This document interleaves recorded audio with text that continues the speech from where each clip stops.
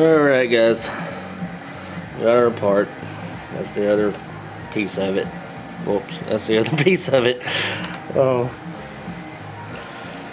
What happens in here? Water gets in them from the snow melting, or because these controls set right on top of the engine.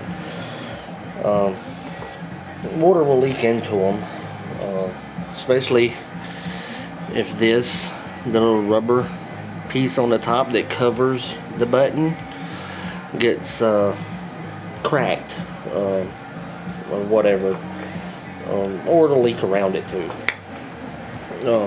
What happens, there's a spring that goes right in here. I'll take it back apart.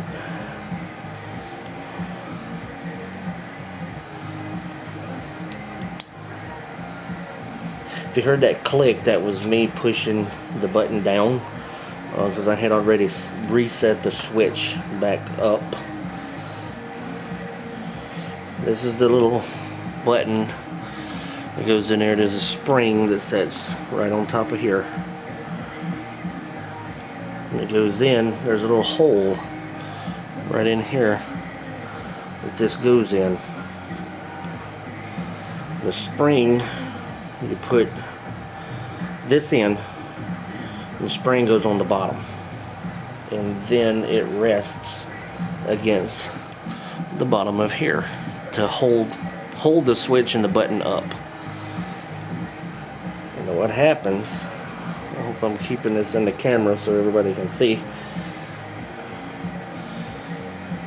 is once this is in here,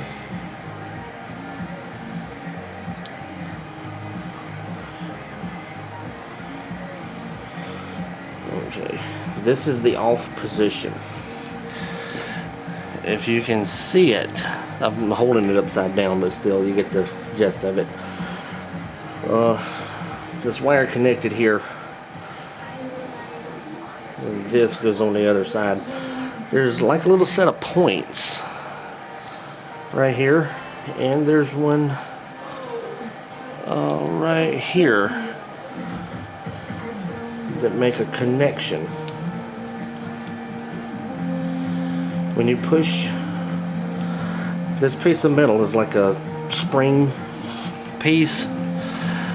When you push down on it, it pops up. Even though the center comes down, there's a spring connected to this and this piece. It pushes this up, that makes a connection. Now the spring is supposed to be on the bottom here. When you release the button, it pushes, it's probably gonna fall apart on me. It pushes back up, and it kicks this back loose and breaks the connection between the two. So that's how the switch works. When a switch burns up, it's not necessarily burned up. It is burnt, but if you want to take the time and take these apart, you can file these points. It's just like a set of points in the engine. They'll get burnt and quit working. You can sand them or file them, clean the connection off, put it back together, and it'll work again. If this piece, people will hold them down because they're hard to start, so they'll just hold the button, and all of that gets real hot, and sometimes it will actually melt the metal in here on this little part here, and basically it's no good unless you have another switch to put in it. But this one, when this happens, when it's just a spring that has rusted out or lost its tension and just don't work, go to a hardware store. This is where I get them from, and it's got to be a short spring. You don't want anything real strong or anything. You just want it to have enough pressure to push this button back up when you release it. And get the size of it. You can pull it apart and take this little button with you. Get the size. If it is a little bit too long, I get them all the time that's too long and cut them off. I've made 4 and 5 out of one spring. But anyway, that's that. I don't think I have any around, but I'm going to look.